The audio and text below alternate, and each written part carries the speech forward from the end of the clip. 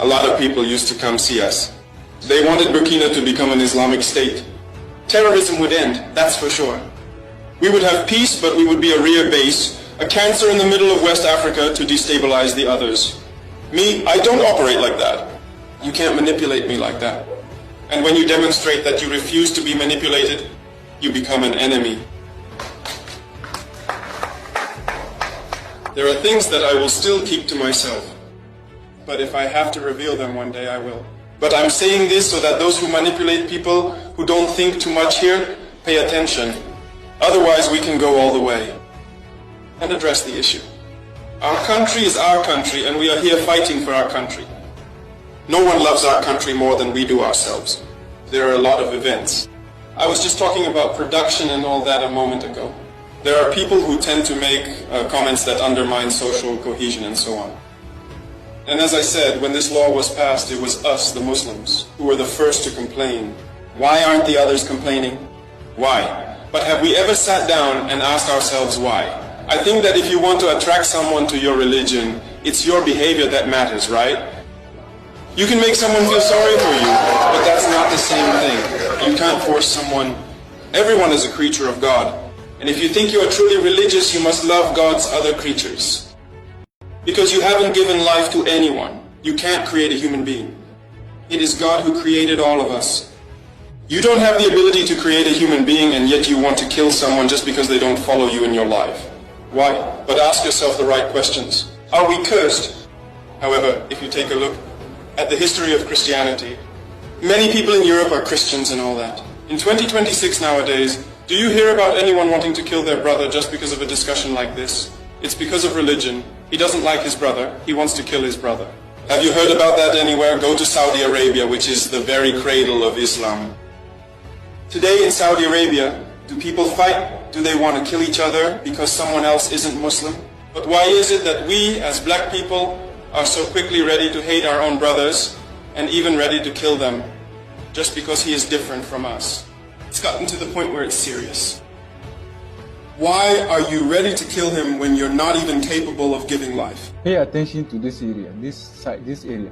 And you know very well that God forbids you from killing him. True Muslims, when a mosquito bites them, aren't even allowed to kill it. They have to catch it and cut off one of its wings. That's what is said. So stop it. But the Muslim Association in Nigeria did not understand this. I don't know whether they have different Quran in Nigeria.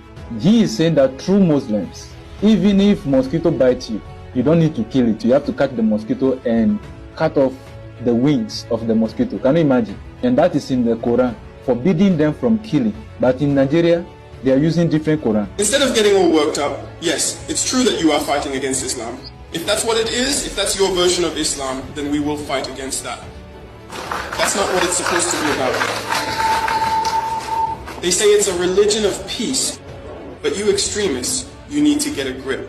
If you don't get a grip, in any case, the fight has already begun. It's extremism that has led to terrorism. You say, no, the other person must be killed. Why? No, please, take it easy. Take it easy. There are even people like that. Anything someone does, they say, oh no, that's for the kafirs, that's kafir. Morale, as if you created what, exactly? I'm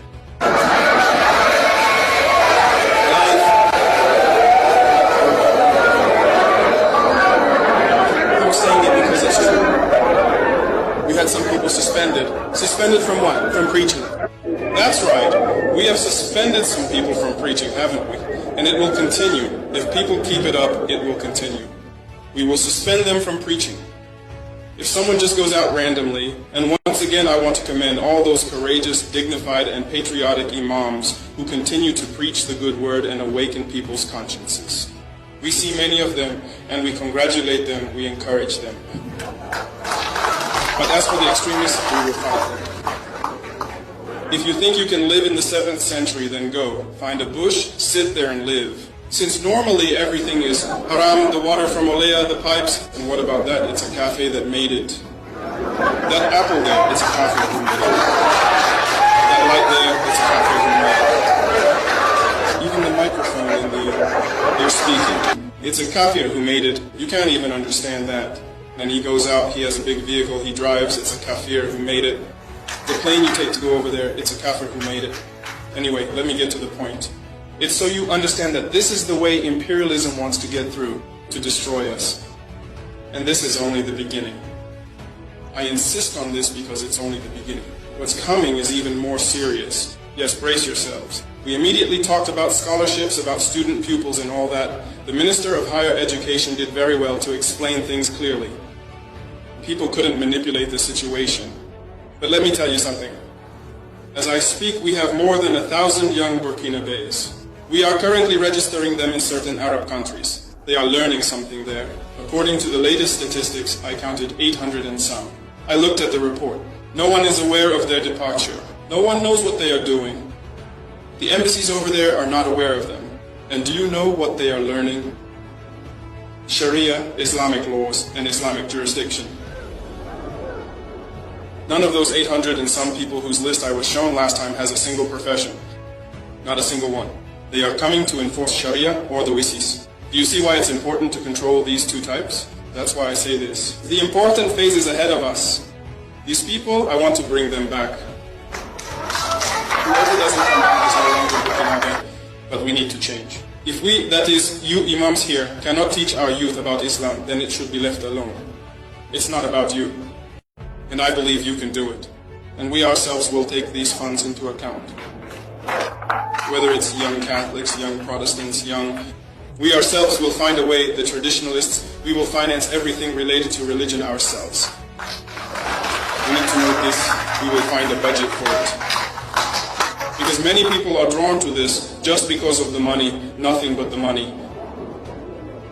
They receive the funding, they do what they have to do, we send the children out, they leave to learn Sharia, they come back and they want to apply Sharia. They spend 5 years, 7 years in indoctrination. And that's how it is. He comes back, he's like that. He says the other one found it halal. That's how it is. And in the end, the result is we'll be there among ourselves. We've been led to kill each other. And when they keep on looting, it's because they have to loot. Never, I don't want to allow that. So, those people who were there, I heard people saying, no, oh no, they supported me. What is that? If you supported me because of that, then don't support me anymore. That needs to be clear. But we have a goal, and we will reach that goal. All the humans that God created, we have a duty to love them. That's why when I sleep, I think about the unknown child. The child I don't know, who is in the farthest corner of Burkina, are all the children in Burkina sleeping? If they're not sleeping, then I can't get any sleep myself. Do all the children in Burkina at least have a meal to eat? If they don't have anything to eat, then I can't find any rest. And I will make sacrifices for that. So I will not let anyone come and divert us from our path. Never. And we need to become aware, I'm talking about Africans in general, about black people, about our history, about our current situation, because slavery is not over. People are still continuing slavery. You might not actually know this, but even today, in the year 2026, black people are unfortunately still being captured and held against their will. So they don't consider you as human beings. They see you as animals or things, but why us? Should we behave like animals as well? No, I refuse that. We need to give a strong response to these people now. Imperialism has no color. It's everywhere, and we must